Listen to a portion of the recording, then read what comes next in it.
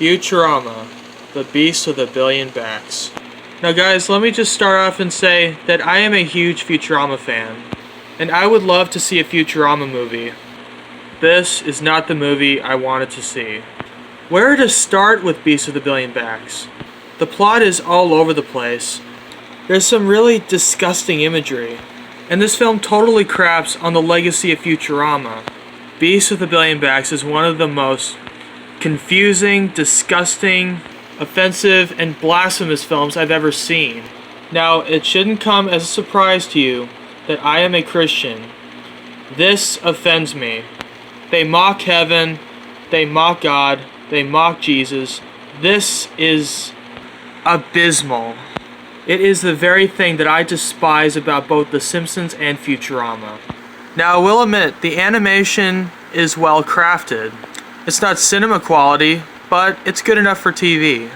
But just like 8 Crazy Nights, good animation does not mean a good movie. Futurama Beast with a Billion Backs is one of the most revolting, disgusting disgraces to the face of animation, God, and Futurama. This is easily the worst piece of Futurama media ever.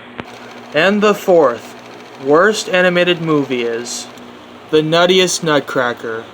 Oh boy. This is food fight levels of bad. This right here is ugly CG. Guys, you had a simple task. You're making an anime feature based on the Nutcracker, one of the most well-known Christmas stories out there. It really isn't hard. Just tell the story well, have a few comic relief characters, keep the original songs. If you want to add some, that's fine, but make sure it's close in spirit to the original story. And it should be passable. Not necessarily great, but good enough for the Christmas season. This is anything but passable. Where do I start? Well, let's talk about the story. It has so many holes.